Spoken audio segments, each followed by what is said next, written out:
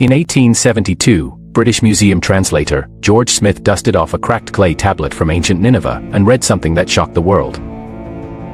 It wasn't just a flood myth, it was a leaked boardroom transcript of the Anunnaki Divine Council. It revealed a bitter cosmic rivalry between two alien brothers, Enki and Enlil, and a chilling parliamentary vote to legally exterminate the human race. Welcome to part 4 of the Decode. This episode gets intense, so go grab a hot cup of coffee, some chips, or your favorite root crops, and really settle down. Get comfortable, because we are diving deep into the political warfare of the gods that shaped human history. Before we start breaking down these ancient stones, please hit that like button, share this video with a fellow truth seeker, and prepare your mind. Let's get into it. Welcome to part 4 of our Anunnaki series. With the Adamu successfully engineered to mine gold, Earth's labor crisis was solved. But a new, far more dangerous crisis emerged, a bitter ideological war between the two highest-ranking Anunnaki commanders. On one side stood Enlil, the authoritarian lord of the commands. On the other stood Enki, the brilliant chief scientist who engineered us. This wasn't just a sibling rivalry, it was a cosmic political clash over the very nature of humanity. Were we merely disposable biological machines, or were we an intelligent species deserving of rights and evolution?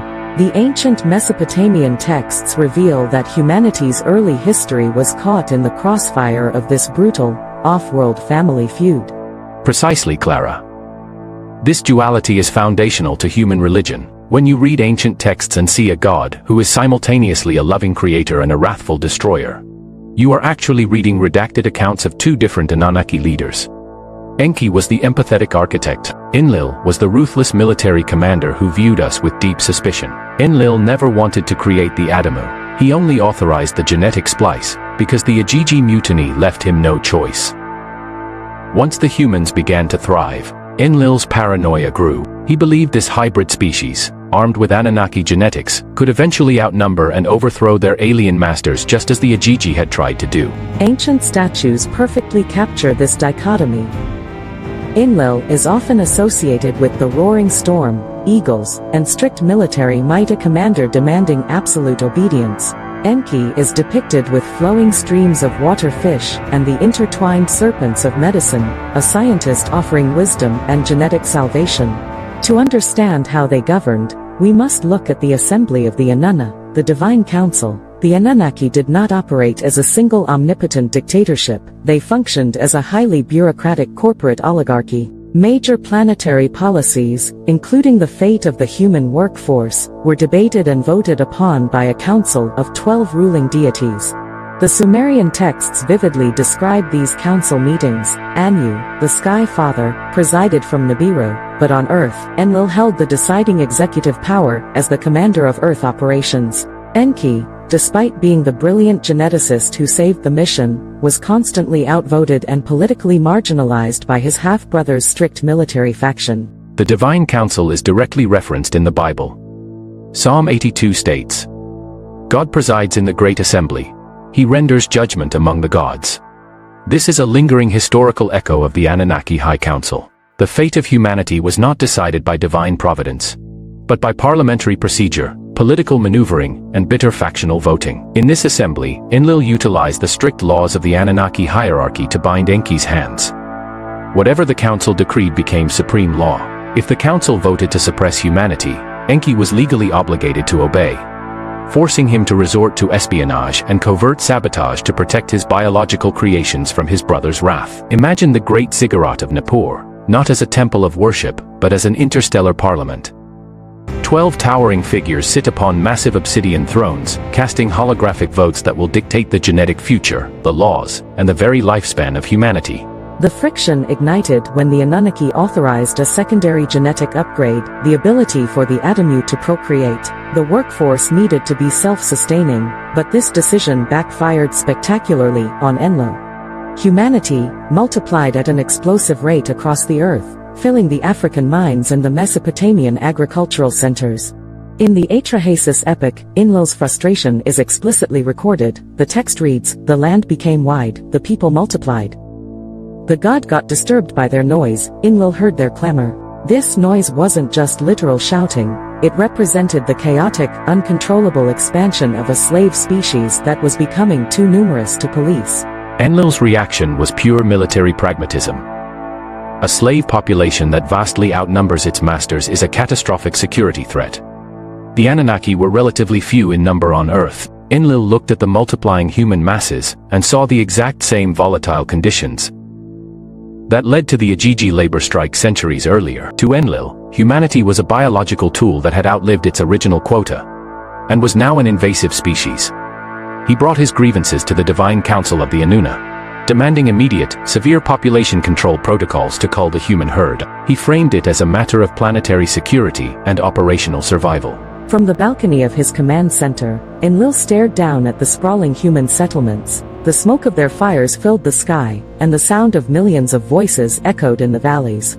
What Enki saw as a beautiful thriving creation, Enlil saw as a dangerous infected plague on the earth. Enlil didn't suggest a gentle reduction, he deployed biological weapons. The council records show Enlil unleashing a series of engineered catastrophes. He commanded the gods of weather and disease to strike humanity. Droughts were engineered to starve the populations, followed by severe pestilence and plague to wipe out the weakened survivors. The Atrahasis epic details these horrors clinically. Let the disease break out, let the womb be too tight to let a baby out. This paints a terrifying picture of the gods. The natural disasters that ancient humans attributed to divine punishment for their sins were actually calculated. Synthetic population, culling algorithms mandated by Enlil. Imagine the despair of early humanity. They were engineered to serve, forced to build the cities of the gods, and then systematically starved and diseased when their numbers frightened the high command. They cried out to their creators for mercy. But the divine council had legally ratified their destruction under Enlil's strict authority. This reveals the stark cruelty of the Anunnaki colonial mindset. We were property. You do not ask the tractor for permission when you decide to scrap it. But Enlil underestimated one crucial factor: Enki's profound psychological and paternal attachment to the hybrid species he had spent his life engineering in the house of Shimti. The skies over Mesopotamia darkened, not with rain but with engineered drought. Crops withered in the fields. The early humans fell to their knees, offering desperate prayers to the heavens, entirely unaware that their suffering was a scheduled mandate from a boardroom vote. Enki could not openly defy the divine council's mandate, but he refused to watch his creations die. He initiated a covert resistance. Sitchin's translations reveal Enki operating as a whistleblower and a rebel within the Anunnaki ranks. He secretly contacted human leaders, specifically a man named Atrahasis, to leak survival protocols. When Enlil sent the plague, Enki instructed the humans to stop praying to all the gods and focus their offerings solely on Namtar, the god of plagues.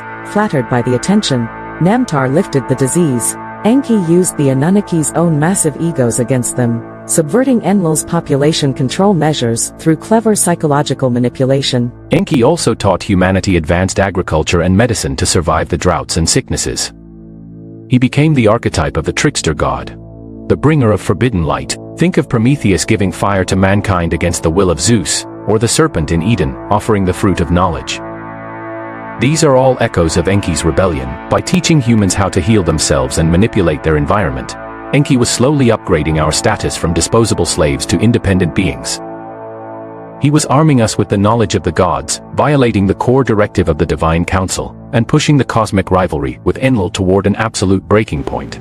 Hidden in the reed marshes, under the cover of night, Enki defied the highest laws of his species. He met with human leaders, handing them glowing tablets inscribed with medical and agricultural secrets. He was no longer just their genetic architect, he had become their secret protector. The Cold War eventually went hot. Enlil realized his plagues were failing because Enki was leaking classified survival data to the humans. The council chamber erupted in furious debate. Enlil accused his brother of treason, claiming Enki was prioritizing a biological experiment over the safety of the Anunnaki mission and their divine hierarchy. The texts describe a bitter standoff. Enki defended his actions, stating that humanity had served the gods faithfully and did not deserve extermination. This rivalry fractured the Anunnaki pantheon into two distinct factions, the Enlilites, who demanded absolute control and subjugation, and the Enkiites, who fostered human independence and education. This factional split is the hidden blueprint of human geopolitical history. The ongoing struggle between authoritarian control and enlightened rebellion was hardwired into our society by our creators. We were caught in a proxy war between two alien princes, one who demanded blind obedience through fear, and one who offered liberation through knowledge. Every time human civilization faced a leap in consciousness or technology, it was historically met with brutal suppression by ruling classes claiming divine right. This is the enduring legacy of the Enlil and Enki conflict. The gods were deeply flawed, projecting their own political insecurities onto the very species they forced into existence. The skies of ancient Earth literally reflected this cosmic divide. The storm clouds of Enlil gathered in the north, threatening destruction, while the irrigation canals of Enki flowed in the south, bringing life. Humanity lived trapped between the hammer and the anvil. The rivalry reached its catastrophic climax when the Anunnaki scientists detected a massive natural threat. Nibiru, their home planet, was approaching on its 3,600-year orbit, and its gravitational pull was destined to cause a massive displacement of Earth's ice caps. A global, planet-killer tsunami was imminent. The deluge was coming. Enlil saw this impending natural disaster as the ultimate, undeniable solution to the human problem. He convened the Divine Council of the Anunna for one final, historic vote. He proposed that they simply withhold the warning from humanity, let the floodwaters naturally eradicate the slave species once and for all, keeping the Anunnaki hands clean. It was a chilling display of cosmic bureaucracy. Enlil used his executive authority to force every single member of the council, including a devastated Enki, to swear a binding oath of silence. They were forbidden from warning humanity or providing them with spacecraft to escape. The vote was cast. The extermination protocol was locked in. Enki was legally trapped by the oath, sitting in the dark council chamber as the fate of his children was sealed. The Enlil faction had won. But as we will see, Enki was a master of loopholes. He could not speak to a human, but he could speak to a wall while a human just happened to be listening. The ultimate act of defiance was about to begin. In the Great Assembly, Enlil stood victorious. 12 glowing hands were raised in the darkness, swearing the fatal oath of silence. The gods prepared to evacuate Earth in their spacecraft, leaving the oblivious multiplying human race below to be swallowed by the rising oceans. As we close part 4, we see that the ancient gods were not unified in their love for us. The Anunnaki Council was a theater of intense political warfare. Our survival wasn't guaranteed, it was fought for in the shadows. We are the descendants of a species that the highest authority in the universe legally voted to exterminate. The Enki and Enlil rivalry demystifies the chaotic nature of our early religious texts. When we see a god demanding blood sacrifices and blind obedience, we are looking at Enlil. When we see a figure offering wisdom, medicine, and survival, we are looking at Enki. Understanding this divide changes everything we know about ancient theology. A profound summary, Clara. We inherited the brilliance of the scientist and the trauma of the commander. This ideological war is still playing out within the human psyche today. We must choose whether to live in the shadow of Enlil's fear or step into the light of Enki's knowledge. The choice is now ours, not the council's. Thank you for joining us at the Sanctuary Studio. If this deep dive into the cosmic rivalry expanded your worldview, please like, share, and follow.